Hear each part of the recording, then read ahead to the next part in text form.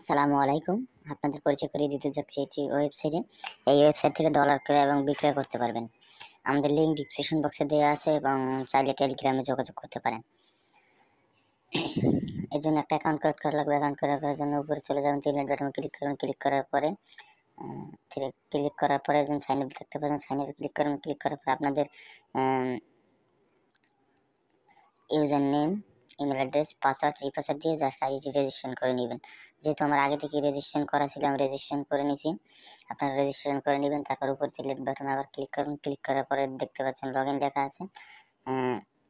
লেখা আছে। লগইনে ক্লিক করুন। ক্লিক করার পর আপনাদের ক্লিক করছি। তারপর ইমেল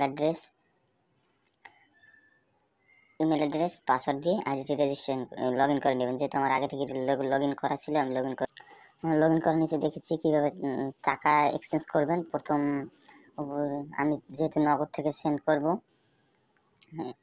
স্কেল ইউএসডিটিতে সেন্ড করব গিয়ে 2000 টাকা। আপনারা স্কেলে পেয়ে যাবেন $16। তারপর এক্সচেঞ্জে ক্লিক করবেন। এক্সচেঞ্জে ক্লিক করার পর এখানে আপনাদের ইমেল অ্যাড্রেসটি দেবেন, স্কেল আইডিটি দিবেন, তারপর বিকাশ নগদ নাম্বারটি দিবেন। যেহেতু আমি এগুলো লিখি দেখাচ্ছি আপনাদের কিভাবে দিবেন। তারপর প্রসেস এক্সচেঞ্জে ক্লিক করবেন। এক্সচেঞ্জে ক্লিক করার পর একটা ইন্টারফেস চলে আসবে।